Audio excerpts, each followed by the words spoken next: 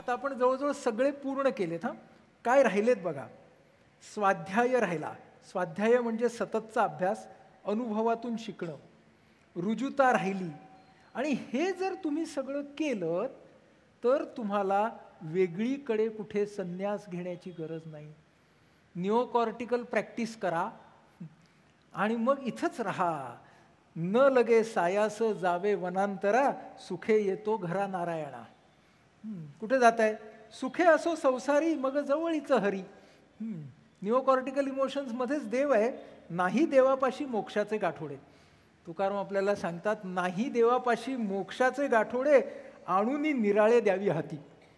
की हा देव आहे आणि तुम्हाला आता मोक्ष घे बरं का, असं तो सांगणार आहे.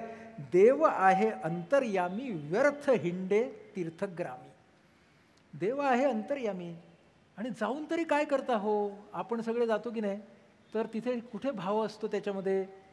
तुकोबांनी त्यांच्या वेळेपासून सांगून ठेवलेले, जाऊन या तीर्था तुवा काय केले, चर्म प्रक्षाळिले वरी वरी. चर्म प्रक्षाळिले वरी वरी म्हणजे वरवरून तुम्ही फक्त चामडं धुवून आलात, पण त्याच्यामध्ये भाव काहीच नव्हता. भाव असेल तर वेगळी पूजा कशाला करायची? म्हणजे आपला पहिले 2 भाग आणि त्याच्यातले इमोशन झाल्या. आता आपण दुसऱ्या भागाकडे येऊया. बघा, अहिंसा, शांती, अक्रोध. अहिंसेबद्दल आपण मगाशी बोललो. शांती म्हणजे ब्लिस, तिच्याबद्दल बोललो. अक्रोध बघा, शब्द बघा नीट. क्रोध हा काय आहे? Limbic system, अँगर. क्रोधावरती नियंत्रण हे काय आहे? कॉर्टेक्स. आणि क्रोधच न येणं हे काय आहे? निओकॉर्टेक्स. त्यामुळे अक्रोध. त्यागाबद्दल आपण बोललो. त्याग, सौजन्य. सौजन्य म्हणजे ते समोरच्या मध्ये, म्हणजे एम्पथी असेल तर तुम्ही सौजन्याने वागाल. सत्यता. अलुब्धता. अलुब्धता याचा अर्थ असा की लुब्ध होणे म्हणजे काय, की त्या तऱ्हेच्या अनुभवामध्ये स्वतःला पूर्णपणे लोटून देणं. तर अनुभव घ्या, पण अनुभवामध्ये अडकून पडू नका. जे तुमचं आणि आमचं होतं ना, की एक अनुभव घेतल्यावरती यार आता परत कधी जायचं तिकडे. तर हा अनुभव घेताना एकदम व्यवस्थितपणे घ्या, पण परत कधी जायचं, परत कधी जायचं हा हेका आहे तो सोडा. त्याला म्हणतात अलुब्धता. दयाभूती. दयाभूती म्हणजे जे सगळे आहेत त्या सगळ्यांबद्दल, भूतपात्रांबद्दलची. इथे दया हा शब्द एम्पथी या अर्थाने आलाय बघा. आपल्या त्या आधीच्या स्लाइड बरोबर जोडून घ्या, म्हणजे त्या इमोशन्स आणि या इमोशन्स दिसतील आपल्याला. मर्यादा, स्थैर्य म्हणजे ती रेझिलियन्स, तितिक्षा. आणि मार्दव, रुजुता. पवित्रता, क्षमा, तेज, धैर्य, अद्रोह, नम्रता. पवित्रता म्हणजे काय? पवित्रता म्हणजे बीइंग जेन्युइन. पवित्रता याचा अर्थ फक्त त्या धार्मिक अर्थाने पवित्र नाही. पवित्र याचा अर्थ जे मनापासून केलेलं जेन्युइन आहे ते पवित्र आहे. म्हणून शबरीने दिलेली बोरं पवित्र आहेत, सुदाम्याने आणलेले पोहे पवित्र आहेत, कारण ते पवित्र याचा अर्थ सँटिटी. आणि सँटिटी म्हणजे जेन्युइन. या अर्थानं पवित्रता हा भाग घ्यायचा. म्हणून तुळशीचं नाव जे आपण मगाशी म्हणालो ना, पवित्रता म्हणजे तुळशी. आणि म्हणून त्या पवित्र मधूनच ते यज्ञोपवित नाव आलंय. पवित्र म्हणजे जानवं, ते पवित्रतेमधूनच तो शब्द तशा अर्थाने आलेला आहे. अलुब्धता याचा अर्थ लोणी आणि पाणी यांचं नातं. म्हणजे लोणी हे पाण्यात असतं, पण पाणी लोण्यात जात नाही. तर म्हणजे अलुब्धता याचा अर्थ तो आहे. आता तुम्ही आम्ही लिम्बिक सिस्टीमला असताना कसे असतो माहिती आहे? आपण दुधाच्या लेव्हलला असतो. दुधाच्या लेव्हलमध्ये काय आहे, की पाणी आणि दूध हे एकत्रच आहेत ना, ते वेगळे काढता येत नाहीत. मग हळूहळू आपण काय करतो, जसे अभ्यास वगैरे करायला लागतो ना कॉर्टिकलवरती येण्याचा, तसं आपण दूध तापवतो, मग ते विरजतो, मग त्याचं दही करतो, म्हणजे आपण कॉर्टिकलला आलो. मग दही केल्यानंतर, विरजल्यानंतर ताक झालं, आणि ताकातून लोणी काढलं की आपण निओकॉर्टिकलला गेलो. मग लोणी जेव्हा काढतो आणि ते जेव्हा पाण्यात ठेवतो, तेव्हा बघा पाणी आणि दूध वेगळे होतात. दुधाच्या स्वरूपात नाही, लोण्याच्या स्वरूपात. त्यामुळे आपला लिम्बिक सिस्टीम टू निओकॉर्टेक्स हा जो प्रवास आहे, हा दुधाचं लोणी होणं आहे. तेव्हा लोणी करताना लक्षात ठेवा. आणि मग ते लोणी पाण्यात जात नाही आणि पाणी लोण्यात जात नाही आणि दोघेही एकमेकात राहतात. ती अलुब्धता आहे, की तुम्ही त्या अनुभवामध्ये असून सुद्धा. नंतर आपण तिसऱ्या दिवशी जीवनशैलीबद्दल बोलणार आहोत, तेव्हा या सगळ्या गोष्टींच्याकडे आपण परत येऊ. आणि दयाभूती याचा अर्थ ती एम्पथी, न देखवे डोळा ऐसा हा आकांत परपीडे चित्त दुःखी होतं असं म्हणतात आपल्याला संत. तर ते त्याच्यामध्ये आहेत. पवित्रता, क्षमा, तेज, धैर्य, अद्रोह. बघा, अद्रोह याचा अर्थ, द्रोह म्हणजे ब्रीच ऑफ कमिटमेंट, अद्रोह असा म्हणजे याचा अर्थ हायली कमिटेड, निष्ठावान. अद्रोह म्हणजे निष्ठा. नम्रता याच्याकडे आपण आलो. मगाशी बघितलं की मॉडेस्टी, नम्रता, हे त्याचे गुण जो आला दैवी संपत्ती घेऊनी. म्हणजे निओकॉर्टिकल आणि 16वा अध्याय मिळाले आपल्याला. आता पुढची गंमत बघा. आदिम भावना म्हणजे काय ते आपल्याला सांगितलेलं आहे. आसुरी संपत्ती म्हणजे आदिम भावना. म्हणजे निओकॉर्टेक्स म्हणजे दैवी संपत्ती. आता आसुरी संपत्ती म्हणजे ती लेगसी काय आहे ते आपण बघूया. आसुरी संपत्तीमध्ये 16व्या अध्यायामध्ये चक्क तुम्हाला सांगतो 16 श्लोक या हार्डवेअरसाठी दिले आहेत गीतेने, म्हणजे श्रीकृष्णानं. म्हणजे दैवी संपत्तीसाठी बेट्यानं 3च श्लोक दिलेत. म्हणजे निओकॉर्टेक्स हे महाग आहे बघा. लिम्बिक सिस्टीम इतकी जोरदार आहे ना. 14 श्लोक 16व्या अध्यायातले श्रीकृष्णाने आणि भरपूर ओव्या ज्ञानेश्वरांनी. या कारण लिम्बिक सिस्टीमला सगळ्यांची प्रतिभा जवळची आहे ना भावना शेवटी. तर त्याच्यामुळे जवळची भावना असल्यामुळे ती इतक्या प्रकाराने सांगितली आहे. म्हणजे 16व्या अध्यायातला 4था श्लोक आहे. दंभ मी पण अज्ञान, क्रोध दर्प कठोरता, लाभती गुण हे जास, त्याची संपत्ती आसुरी. दंभ डबल स्टँडर्ड, मी पण अहंकार, अज्ञान स्वतःबद्दलचा मूढ ग्रह. दंभ, मी पण अज्ञान, क्रोध, दर्प कठोरता. दर्प म्हणजे मर्यादेचं भान नसणं. सो दंभ, मी पण अज्ञान, क्रोध, दर्प कठोरता. मग पुढं बघा, क्रोध, दर्प म्हणजे बळाच्या अहंकारातून येणारी विकृती. दर्प याचा अर्थ काय, मी जाम ग्रेट आहे, सॉलिड आहे, माझ्यासमोर कोणी उभं नाही राहू शकत, त्याला काय म्हणतो आपण, दर्प. आणि कठोरता म्हणजे काय, कठोरता याचा अर्थ ॲपथी अँड अँटिपथी. चालू दे ना त्यांचं काय चाललंय ते, मला काय त्याचं, माझं बरं चाललंय ना.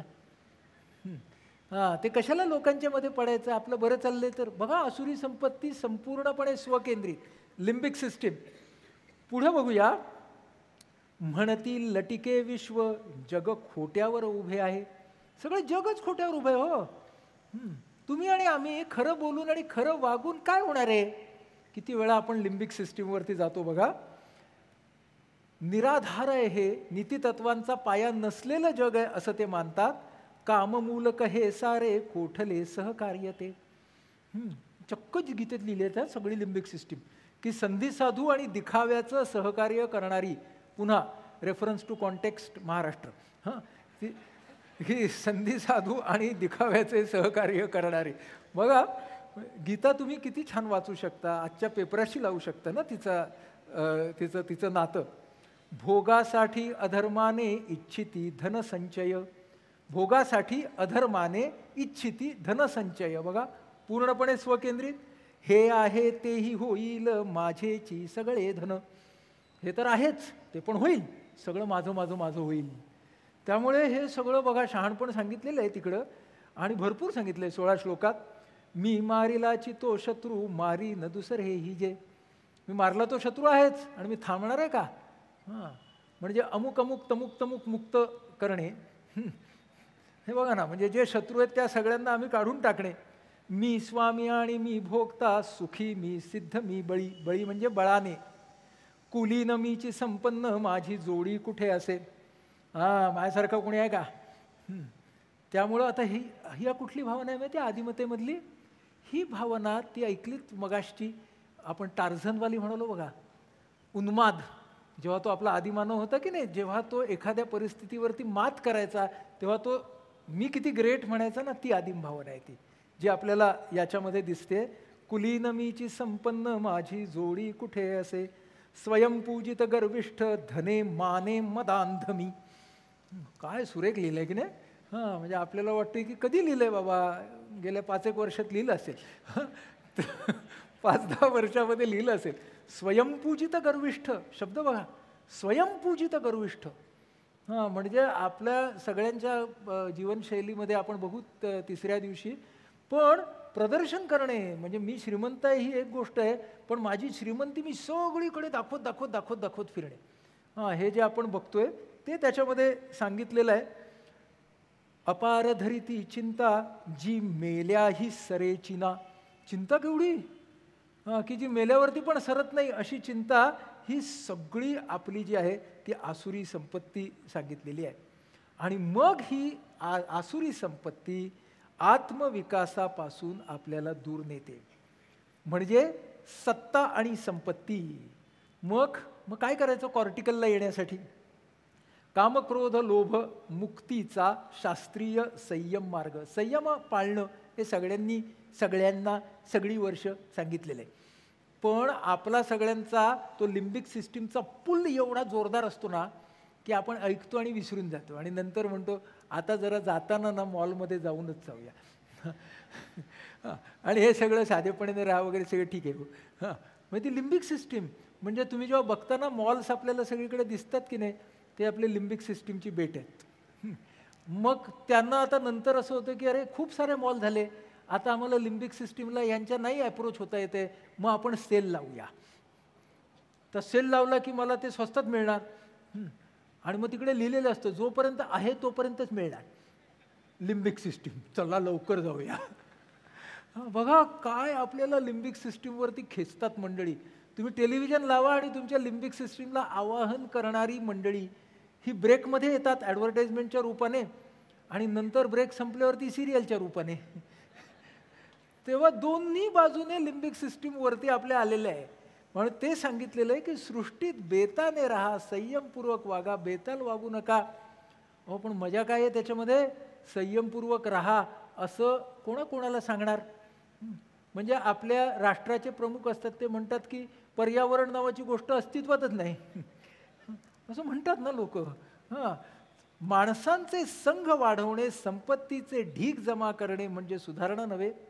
लोकसंग्रह आणि लोकानुनय ह्यातला फरक जाणून घ्या. असं नाही केलं तर तुकाराम म्हणतात आपुला तो गळा घेई डगवुनी. सृष्टीच्या बाबतीत तेच चाललंय. ओझोन लेअर कमी होत चाललंय हो, तापमान वाढत चाललंय, पावसाळा लांबत चाललाय, उन्हाळा त्याच्यावरती येऊन बसतोय. हे सगळं काय आहे? आसुरी संपत्ती आहे. जितकं जितकं आपण लिम्बिक सिस्टीमकडे जातोय तितके आपण या सगळ्या हानीच्या कडे जातो, हे लक्षात ठेवणं महत्त्वाचं आहे. म्हणून गीता प्रवचनांच्या मध्ये विनोबा आपल्याला सांगतात, तुझी मान सापडली आहे ती आधी वाचव. माणसाला सांगतात एवढं केलंच तरी पुरेसं आहे. म्हणजे स्वतःला तरी वाचव आता. आणि आता शास्त्रज्ञ आपल्या या जगाला 30 वर्ष 50 वर्ष 60 वर्ष असे द्यायला लागलेले आहेत, तर त्याच्याकडे आपण नंतर येऊ. म्हणून देहासक्तीमधून बाहेर पडणं म्हणजे विकास. देहाकडे थोडे अलगतेने पाहायला शिका. सॉक्रेटिस जो होता ना, त्याला विष दिलं, तुम्हाला माहिती आहे ना, त्याला विष दिलं त्याच्या विचारांच्यासाठी. ते विष घेतल्यावरती त्या सॉक्रेटिसने घेताना त्याच्या शिष्यांना काय सांगितलं? जोपर्यंत मला शुद्ध आहे तोपर्यंत या विषाचे परिणाम माझ्या शरीरावरती कसे होतात याचं टिपण मी तुम्हाला सांगेन आणि ते तुम्ही लिहून घ्या, असं सांगितलं सॉक्रेटिसने. कारण तो देहासक्तीमधनं बाहेर पडलेला होता. म्हणून ख्रिस्त काय म्हणाला शेवटच्या वेळी? ते काय करत आहेत ते त्यांना माहीत नाही, त्यांना क्षमा कर. रामकृष्णांची खूप छान गोष्ट आहे. रामकृष्णांना ना कॅन्सर झालेला होता जबड्याचा, आणि त्यांना काही खाता येत नव्हतं. तर नरेंद्र म्हणजे विवेकानंद त्यांना असं सांगतात की तुमची ती काली माता आहे ना, म्हणतात त्याच्याशी कनेक्शन आहे ना तुमचं, तर त्या काली मातेला सांगा ना की मला जरा खायला थोडी मदत कर म्हणून. असं आर्तपणे तो विद्यार्थी असतो, तो त्या गुरुला म्हणतो. तर रामकृष्ण हसतात आणि रामकृष्ण काय म्हणतात माहिती आहे? अरे ती मला कधीची म्हणते, इतकी सारी तोंड दुसऱ्या कुणाची आहेत, इतकी सारी तोंड दुसऱ्या कुणाची आहेत. म्हणजे त्यावेळेला रामकृष्ण हे त्यांच्या त्या देहासक्तीमधून, मी म्हणजेच जीवन, याच्यामधून अगदी बाहेर पडलेले असतात. त्याशिवाय आदिम भावनांकडून उन्नत भावनांकडे जाता येणार नाही. म्हणजे गीतेकडे येतो, बळ दर्प अहंकार काम क्रोध परिग्रह ममत्वासह सोडूनी शांतीने ब्रह्म आकळी. जोपर्यंत मी म्हणजे शरीर याच्यातून तू बाहेर पडणार नाहीस तोपर्यंत तू कॉर्टिकलला येणार नाहीस. निओकॉर्टेक्स तर दूरच राहिलं. निओकॉर्टेक्सला आलास तर मात्र ऐक्य आहे, माझ्यात मिसळे मग. आपण मगाशी म्हणालो की ऐक्य भावना आहे ती निओकॉर्टेक्स आहे.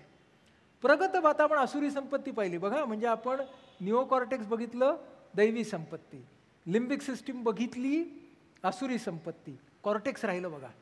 आता कॉर्टिकल म्हणजे ज्या प्रगत भावना आहेत त्या कशा दाखवल्या आहेत. कॉर्टिकल भावनांचं वैशिष्ट्य आहे इंटरडिपेंडन्स.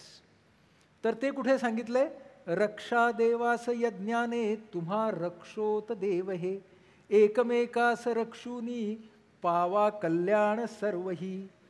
म्हणजे हे परस्पर परस्पर सहकार्य आहे बघा. मिळवूनी धन उत्तम व्यवहारे, उदासे विचारे वेच करी. उपनिषदांमध्ये सुद्धा तेन त्यक्तेन भुज्जिता, म्हणजेच हाव न धरता उपभोग घे. तुझं जे आहे ते इतरांबरोबर वाट, तुला जे पाहिजे ते घे. हा जो प्रगत भावनेचा भाग आहे हा सगळा कॉर्टेक्समध्ये आपल्याला दिसणारा भाग आहे, जो गीता आपल्याला सांगते. आणि balance interest of self and others. आता बघा, आता माझ्या हाताकडे बघा 2 मिनटं. आदिम भावना आहेत ना, त्या कशा आहेत बघा. आदिम भावना या फक्त माझा स्वतःचा इंटरेस्ट पाहतात. They only look after my interest. म्हणून आदिम भावना एकतर अशा आहेत किंवा त्या फक्त इतरांचा इंटरेस्ट पाहतात. म्हणजे either they will look after my interest or they will look after the others interest. म्हणजे मी फक्त माझं बघतो किंवा फक्त दुसऱ्याचं बघतो. ही भावना ही कुठली पोझिशन आहे, ही लिम्बिक सिस्टीमची पोझिशन आहे. कॉर्टेक्स बघा काय करतो. कॉर्टेक्स म्हणतो keep your interest first but keep the interest of all others close second. परस्परावलंबन. Balance the interest of self and others. जे सगळे उद्योगपती करतात की ते संपत्ती तयार करतात, दे क्रिएट वेल्थ, आणि ते वेल्थ ती इतरांना त्या सगळ्यामध्ये सामावून घेतात. आणि जे उद्योगपती आहेत त्यांची निओकॉर्टिकल अवस्था गांधीजींनी जी सांगितली ती काय, विश्वस्त. म्हणजे ते आता त्यांनी तयार केलेल्या संपत्तीचे मालक नसतात, तर संवर्धक, प्रेरक आणि विश्वस्त असतात. म्हणजे हे झालं लिम्बिक सिस्टीम, हे झालं कॉर्टेक्स. आणि आता बघा निओकॉर्टेक्स काय आहे. निओकॉर्टेक्स म्हणजे your interest and others interest become one. इथे एकरूपता, ऐक्य असं जेव्हा होतं त्याला म्हणतात निओकॉर्टेक्स. मग आता इथं काय होतं, balancing the interest of self and others असं असलं तर तो कॉर्टिकल माणूस कसा असतो बघा. जो न लोकास कंटाळे ज्यास कंटाळ तीन ते. म्हणजे त्याचा सगळ्यांच्या बरोबर अतिशय चांगला संवाद आहे. दंभशून्यत्व, स्थिरता, आत्मसंयम, निरहंकारता चित्ती. म्हणजे तो मी करत नाही, त्याला मी केलंय त्याची पूर्ण जाणीव असते. निस्संग वृत्ती कर्मात पुत्रादीत अलिप्तता. पुत्रादीत, पुत्र म्हणजे आपले बायोलॉजिकल, म्हणजे आपले जे किथ अँड किन आहेत त्यांच्याशी वागताना सुद्धा ओव्हर नाही आहे. म्हणजे कॉर्टेक्समध्ये काय आहे की माझी मुलं म्हटल्यावरती ती माझी मुलं नाही आहेत, ती निसर्गाने माझ्या ताब्यात दिलेले दुसरे जीव आहेत. त्यांना मला वात्सल्य द्यायचं आहे, त्यांना त्यांच्या पद्धतीने वाढवायचं आहे, आणि जेव्हा त्यांचे पंख येतील त्यावेळेला त्यांना जायचं आहे. म्हणजे तो जो आहे ना तो भाग महत्त्वाचा आहे की ती निस्संग वृत्ती, पुत्रादीत अलिप्तता.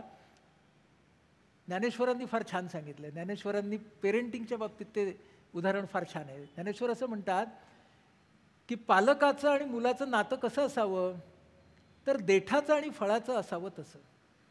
देठ जो असतो तो फळाला जीवनरस देतो, पण जेव्हा फळ पिकत पिकत जातं आणि जेव्हा त्याला स्वतःचं अस्तित्व मिळतं तेव्हा देठ त्या फळाला स्वतःला चिकटवून ठेवत नाही. पालकत्व तसंच आहे ना, की आता मुलं मोठी झाली आहेत, आता त्यांना त्यांच्या भराऱ्या मारू देत.